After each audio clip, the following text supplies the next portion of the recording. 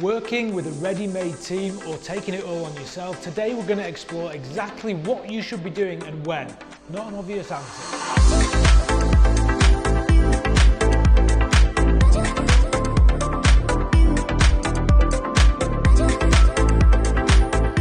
Okay, like we said, not an obvious answer. Just because we're part of the NPP group, we're not going to come on here and just say, you should be using us, because in all honesty, that's not always the case. As we know, property is the only insurable, tangible investment that has lasted the test of time, the last 100 years plus, and will continue to do so.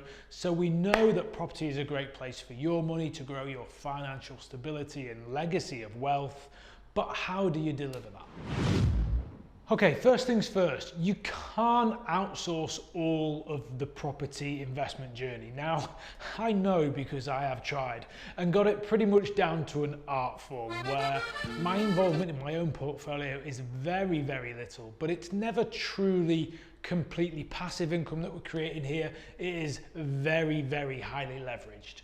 So, when deciding whether you should be using a team and outsourcing parts of your journey, you've really got to understand and analyze critically what you're trying to deliver here. Now, the first thing we'll say is this.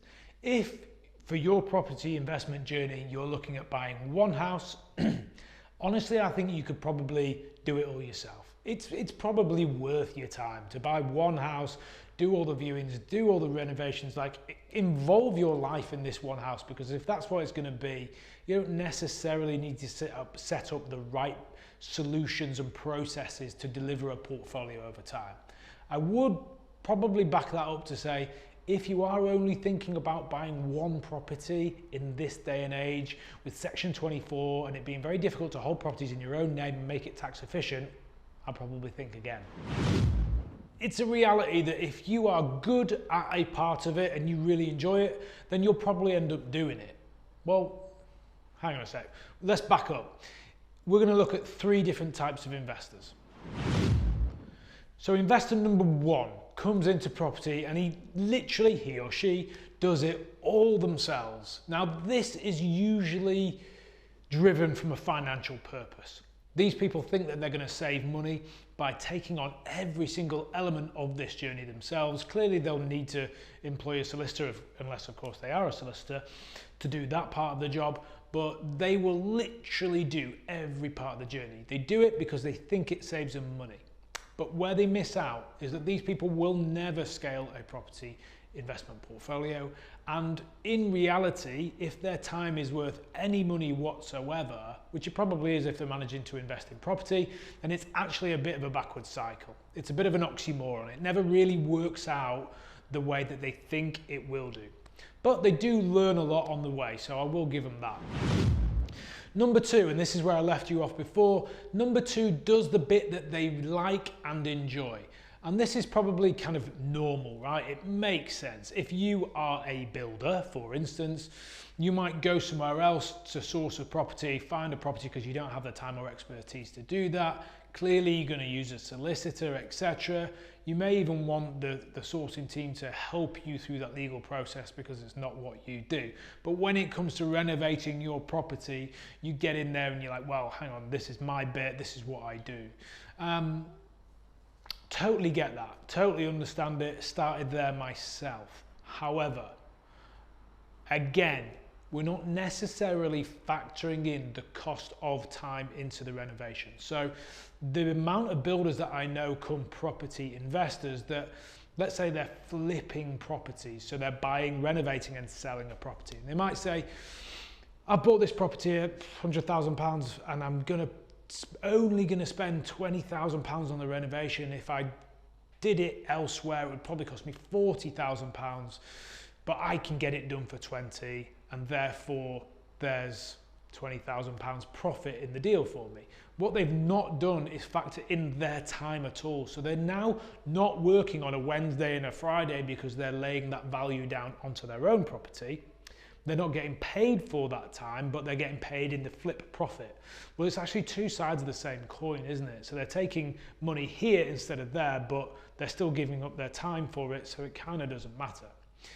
Listen, there's nothing knew about that, and that's probably how most people start in property, trying to lay down some value themselves. Again, nothing wrong with it at all.